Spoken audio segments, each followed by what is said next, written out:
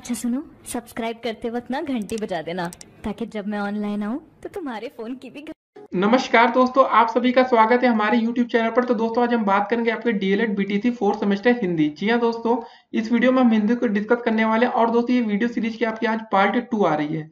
तो दोस्तों अगर अभी तक आपने अभी हमारा पार्ट 1 ना देखा हो तो इस वीडियो को खत्म होने के बाद आप पार्ट 1 देखिएगा। उसके बाद दोस्तों आपको पार्ट 3 भी देखना है। जी हाँ दोस्तों, उसके बाद आपका सिलेबस 100% कंप्लीट होगा और पेपर में आप अच्छा स्कोर कर सकते हैं। तो पेपर की दृष्टि से जो सबसे महत्वपूर्ण क्वेश्चन होंगे दोस्तों इस वीडियो में डिस्कस करेंगे डीएलएड 2017 बैच स्पेशल। तो चलिए दोस्तों वीडियो को शुरू करते हैं। एक बात और दोस्तों, अगर आप लोग हमारे चैनल पर नए हो तो चैनल को सब्सक्राइब कर लीजिएगा। उससे फायदा आपको ये होगा कि आने वाली वीडियो की नोटिफिकेशन सबसे पहले आपको मिलेगी और इस वीडियो को अधिक से अधिक अपने दोस्तों तक शेयर भी करते रहिए। तो चलिए वीडियो को शुरू किया जाए। तो दोस्तों चलिए शुरू करते हैं आपके अति लघु उत्तरीय प्रश्नों को। ठीक है, पहला क्वेश्चन क्या है दोस्तों आपका कि हिमालय से गंगा निकलती है, यह वाक्य किस कारक का है ये आपको बताना है। और दोस्तों ये क्वेश्चन आपके 2018 में पूछा भी जा चुका है।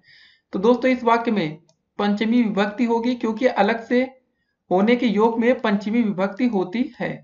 ठीक है दोस्तों, अगला क्वेश्चन दोस्तों, पुष्प शब्द के 4 पर्यायवाची शब्द आपको लिखना है। तो दोस्तों कौन कौन से हो जाएंगे? फूल हो जाएगा, कुसुम हो जाएगा, प्रसून हो जाएगा और सुमन हो जाएगा। फिर अगला क्वेश्चन दोस्तों हमारा क्या है? संधि, सुगम, सूक्ष्म एवं स्वतंत्र शब्दों के विलोम शब्दों हमें शब्द लिखना है। तो दोस्तों संधि का विलोम होगा विच्छेद, सुगम का दुर्गम, सूक्ष्म का स्थूल, स्वतंत्र का होगा आपका परतंत्र। नयन एवं नायक शब्दों का संधि विच्छेद हमें करना है दोस्तों। तो नयन का हो जाएगा ने प्लस अयन, ठीक है, नयन बनता है। नायक का होगा दोस्तों नय प्लस यक। फिर सम उपसर्ग लगाकर 4 शब्द हमें बनाना है। तो दोस्तों हो जाएगा आपका सम्यक, संकल्प, संताप और संपत्ति। ठीक है, हमें सम उपसर्ग का ध्यान देना था बस। अगला क्वेश्चन दोस्तों फिर आता है हमारा कि शब्द किसे कहते हैं लिखना है। कि वर्णों के ऐसे मेल या पद को जिसमें पूर्ण अर्थ का बोध हो उसे हम शब्द कहते हैं। शब्द की उत्पत्ति वर्णों से होती है। एक या अनेक वर्ण से बनी सार्थक ध्वनि को हम शब्द कहते हैं। कभी तो वर्ण को मिलाने से ऐसा संयोग होता है कि उसका कुछ न कुछ अर्थ होता है, परंतु कभी कभी इसका स्पष्ट अर्थ नहीं होता। अब दोस्तों बात होती है परिभाषा इसकी। हम शब्द की परिभाषा निम्न प्रकार से कर सकते हैं। निश्चित अर्थ को अभिव्यक्त करने वाले वर्णों के समूह को हम शब्द कहते हैं। जैसे दोस्तों आपका हो गया मोहन शब्द हो गया, पुस्तक हो गया। ठीक है, उसके बाद अगला क्वेश्चन, फटी न जाके पाओ विवाई, सो का जने पीर पराई। कहावत का हमें अर्थ स्पष्ट करना है। जिसके पैरों में चिवाई या दरार हो जाती है और इस कारण से जो पीड़ा होती है उस पीड़ा को कोई अन्य नहीं समझ पाता, उसी प्रकार दुखी या पीड़ित व्यक्ति का दर्द कोई अन्य नहीं समझ पाता। ठीक है दोस्तों, फिर अगला क्वेश्चन हमारा क्या है? अनुप्रास अलंकार का एक उदाहरण हमें लिखना है। तो जहां एक ही वर्ण 2 या 2 से अधिक बार आए वहां अनुप्रास अलंकार होता है। जैसे दोस्तों चारु चंद्र की चंचल किरणें खेल रही जल थल में। तो दोस्तों इसमें आप च वर्ड एक से अधिक बार आ रहा है, देख रहे होंगे दोस्तों च वर्ड क्या है, पहले यहाँ च दिखा, फिर यहाँ दिखा, फिर यहाँ च दिखा। तो दोस्तों बार बार उसका रिपीटेशन हो रहा है। अगला क्वेश्चन, आकर्षण, कृतज्ञ, जागृत व मुक्ति शब्दों के विलोम शब्द में लिखना है। आकर्षण का हो जाएगा दोस्तों प्रतिकर्षण, कृतज्ञ का अकृतज्ञ, जागृत का सुसुप्त, मुक्ति का बंधन। अगला प्रश्न दोस्तों, जो हमें मतलब जो अपने से उत्पन्न हो वाक्यांश के लिए एक शब्द लिखना है, उसका आंसर होगा दोस्तों स्वभू। 6 संयुक्त वर्ण किन 2 वर्णों से मिलकर बना है? तो दोस्तों क प्लस स। तो दोस्तों ये इंपॉर्टेंट क्वेश्चन है, देखिए ये अच्छा क्वेश्चन है आपका। फिर अगला प्रश्न हमारा, पर लौकिक शब्द का वर्ण विच्छेद हमें करना है दोस्तों। तो पर, आ, र, अ, ल, औ, क, ई, क, अ।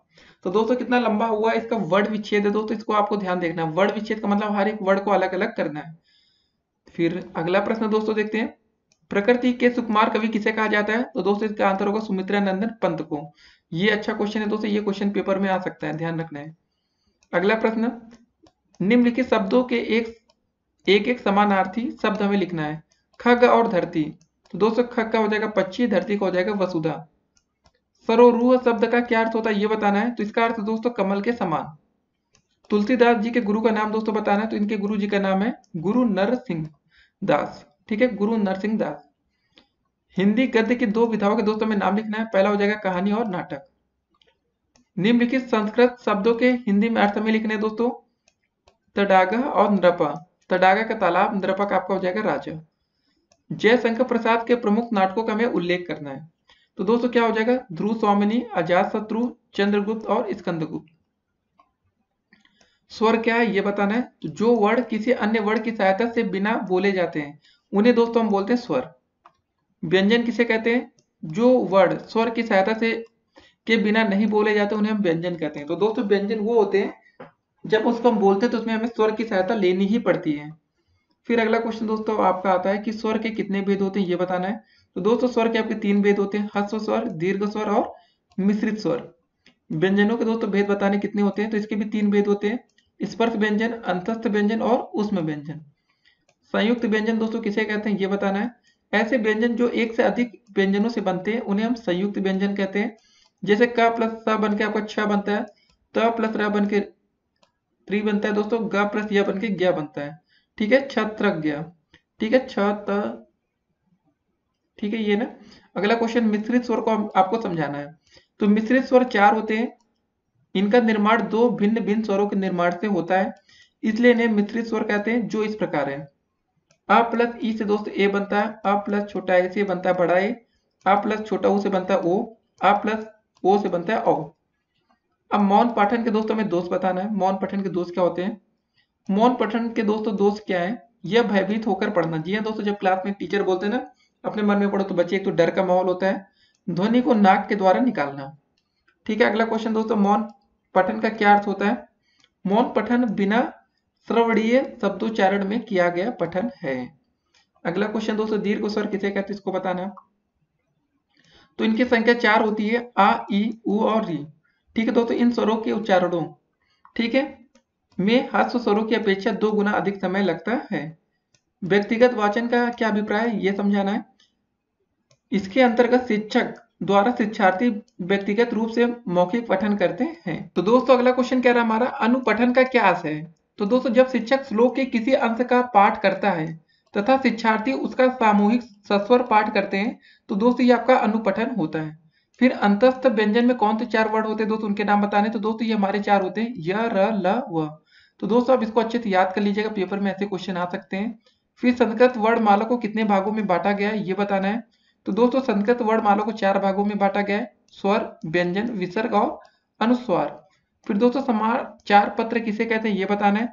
दैनिक समाचार पत्र को अखबार कहा जाता है। इसमें प्रतिदिन होने वाली सामाजिक, राष्ट्रीय, भौगोलिक आदि प्रकार की खबरें प्रकाशित होती हैं, जिन्हें दोस्तों प्रतिदिन ही वितरित कर दिया जाता है। ठीक है दोस्तों, फिर कमाल और कमाली किसके संतान थे। तो दोस्तों इसका आंसर होगा कबीर की। मैथिली शरण गुप्त द्वारा रचित एक महाकाव्य का नाम लिखना है। तो दोस्तों इसका आंसर होगा हमारा साकेत। निर्जा किसकी प्रमुख रचना थी। तो दोस्तों इसका आंसर होगा महादेवी वर्मा की। उर्वशी तथा संस्कृति के 4 अध्याय किसकी रचना है। तो दोस्तों रामधारी सिंह दिनकर जी की। ठीक है, ठलुआ क्लब किसका निबंध संग्रह है। दोस्तों बाबू गुलाब सराय का। ठीक है, नागार्जुन का संक्षिप्त परिचय दोस्तों देना है। वैद्यनाथ मिश्र नागार्जुन का जन्म 1910 में बिहार के दरभंगा जिले में हुआ था।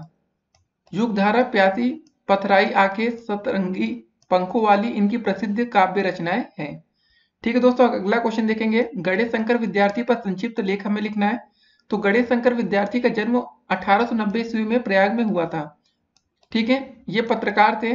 आप सरस्वती पत्रिका तथा अद्वैय पत्र में कार्यरत रहे हैं।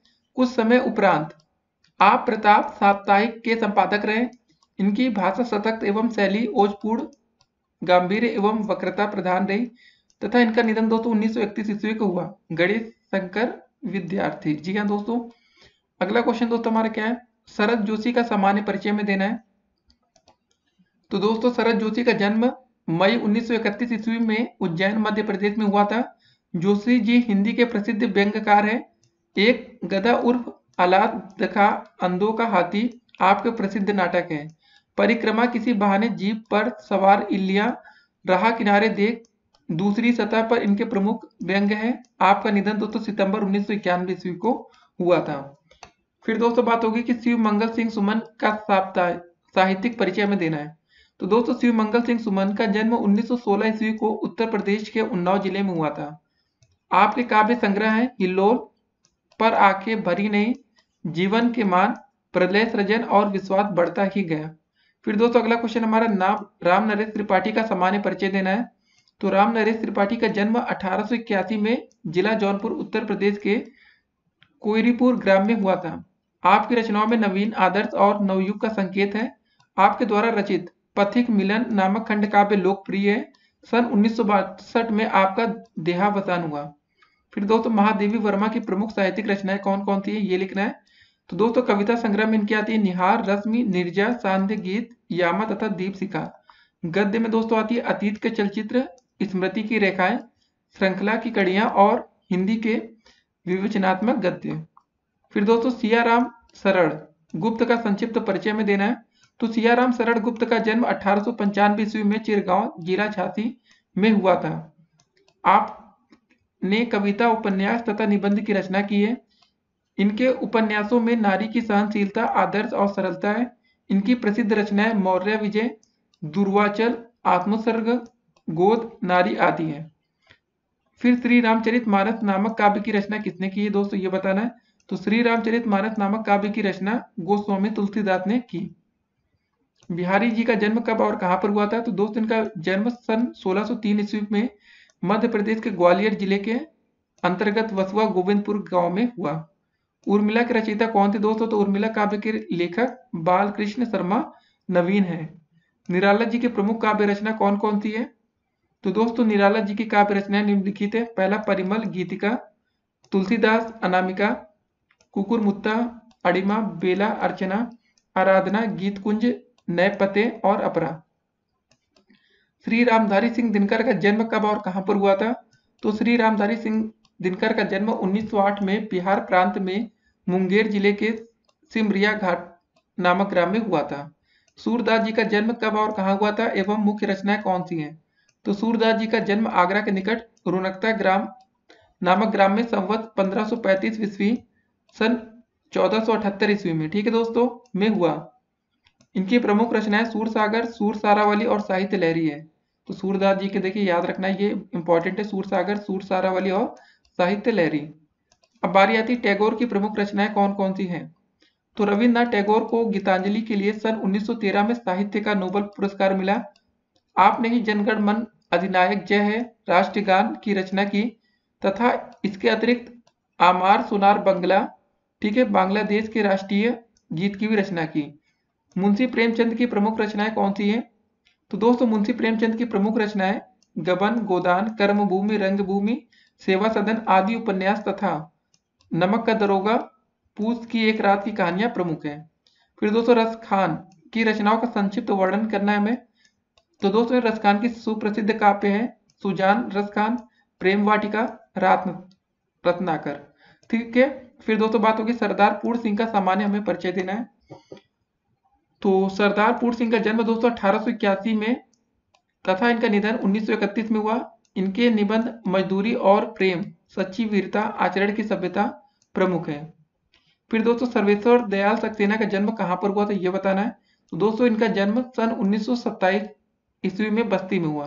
भारतेंदु हरिश्चंद्र का जीवन काल का परिचय दीजिए। तो भारतेंदु हरिश्चंद्र जी का जन्म 1907 ईस्वी या सन 1850 ईस्वी में काशी में हुआ। इनके पिता गोपाल चंद्र ब्रजभाषा के श्रेष्ठ कवि थे। हरिश्चंद्र में कवि संस्कार जन्मजात थे। केवल 5 वर्ष की आयु में उन्होंने एक दोहे की रचना की थी। पिता ने बालक की प्रतिभा से प्रसन्न हो उन्हें महान कवि होने का आशीर्वाद दिया। संवत 1942 ईस्वी या 1885 ईस्वी में 35 वर्ष की आयु में ही महान हिंदी साहित्य सेवी संसार से उठ गया। फिर दोस्तों आचार्य रामचंद्र शुक्ल का हिंदी साहित्य में क्या स्थान है। तो दोस्तों इनका हिंदी साहित्य में स्थान देखते हैं। आचार्य रामचंद्र शुक्ल हिंदी जगत में तीर्थ राज प्रयाग है, जिसमें हिंदी समीक्षा, इतिहास लेखन और निबंध रचना की त्रिवेणी का अद्भुत संगम देखने को मिलता है। मूर्धन्य आलोचक, सर्वश्रेष्ठ निबंधकार, आदर्श इतिहासकार, अद्भुत विचारक और श्रेष्ठ शैलीकार के रूप में हिंदी साहित्य में वे सदैव स्मरण किए जाएंगे। फिर दोस्तों हरिबाऊ उपाध्याय का जन्म कब और कहाँ हुआ। तो दोस्तों हरिबाऊ उपाध्याय का जन्म उज्जैन जिले के देवास तहसील के एक ग्राम में सन 1892 ईस्वी में हुआ था। प्रस्तुत श्लोक का हमें अर्थ लिखना है। दिनांते च पिबेद दुग्ध निशांते च पितेव पया भोजानांते पिबेत तक्रम की वैद्यस्य प्रयोजनम। तो दोस्तों हिंदी में अनुवाद क्या होगा। जो दिन के अंत में अर्थात शाम के समय दूध पीता है और रात के अंत में अर्थात प्रातः काल जल पीता है, ठीक है, जो भोजन के बाद मट्ठा पीता है उसको वैद्य डॉक्टर का क्या प्रयोजन है, अर्थात कोई आवश्यकता नहीं है। तो दोस्तों आज का अंतिम क्वेश्चन देखेंगे, सुभाषितानी का अर्थ हमें लिखना है। तो सुभाषितानी से आशय ऐसे सूक्ति एवं वाक्य से है जिसके द्वारा नीति संबंधी नैतिक तथा धार्मिक प्रवृत्तियों का ज्ञान हमें प्राप्त होता है। तो दोस्तों आज के हमें कुछ इंपॉर्टेंट क्वेश्चन देखें हिंदी को लेकर। तो दोस्तों इस वीडियो को समाप्त होते ही आपको सबसे पहले काम करना है, इसकी पार्ट 1 सीरीज तुरंत देखनी। जी हाँ दोस्तों, पार्ट 1 और पार्ट 3। ठीक है दोस्तों, जैसे आप देखेंगे उससे आपको ज्यादा बेनिफिट्स होगा, तभी आप लोग हिंदी में एक अच्छा स्कोर कर सकते हैं। सभी बच्चों का आईक्यू लेवल अलग अलग होता है, तो दोस्तों हम ये नहीं कहेंगे सभी बच्चे समान नंबर लेकर आएंगे, लेकिन दोस्तों आप तुरंत एक काम जरूर करिएगा, पार्ट 1 और पार्ट 3 तुरंत देखना है। ठीक है, तो दोस्तों उसके बाद आप लोग जो भी आपको डाउट्स होंगे आप लोग अपना कमेंट कर सकते हैं। तो दोस्तों अगर आप लोग अभी तक हमारे चैनल पर नए हो तो चैनल को सब्सक्राइब कर लीजिए, जिससे आने वाली वीडियो की नोटिफिकेशन सबसे पहले आपको मिले, और वीडियो को अधिक से अधिक शेयर कर अपना हमें सपोर्ट दीजिए। ठीक है, फिर मिलते हैं, तब तक के लिए स्टे कनेक्टेड और ऑल द बेस्ट पेपर के लिए।